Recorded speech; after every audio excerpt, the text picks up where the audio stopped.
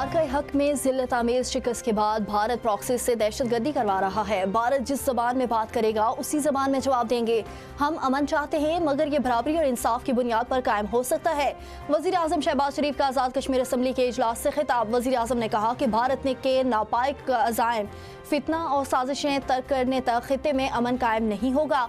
मार्का हक में पाकिस्तान ने भारत का गुरूर हक में मिलाया। मई के मार्का हक में पाकिस्तान की फतह असल में कश्मीर काज की फतह है। वज़ीर आज़म शहबाज शरीफ का कहना था कि मसला फ़लस्तीन और कश्मीर के हवाले से अपने उसूली मौक़िफ़ पर कायम है। कश्मीर कभी भारत का हिस्सा था, ना रहेगा।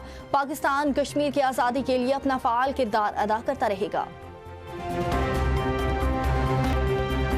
चीन की बलोचिस्तान में दहशतगर्दी के वाक़यात की मज़म्मत। पाकिस्तान से मुकम्मल यकजहती का इज़हार। चीनी सफ़ीर की वफाकी वज़ीर दाखिला मोहसिन नकवी से अहम मुलाकात। बलोचिस्तान में हालिया दहशतगर्द हमलों के मुतासरा खानदानों से ताज़ियत और हमदर्दी का इज़हार किया। गुफ्तगू करते हुए सफ़ीर जियांग ज़ीडोंग ने कहा, चीन दहशतगर्दी के खिलाफ जंग में पाकिस्तान के साथ मजबूती से खड़ा है।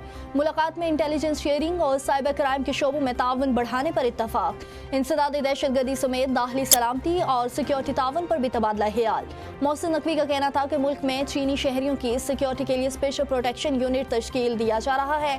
पाक चीन दोस्ती को दुश्मन किसी सूरत नुकसान नहीं पहुंचा सकता। दोनों रहनुमाओं का पाक चीन स्ट्रेटेजिक शराकत दारी को मजीद मजबूत बनाने के अज़्म का इरादा।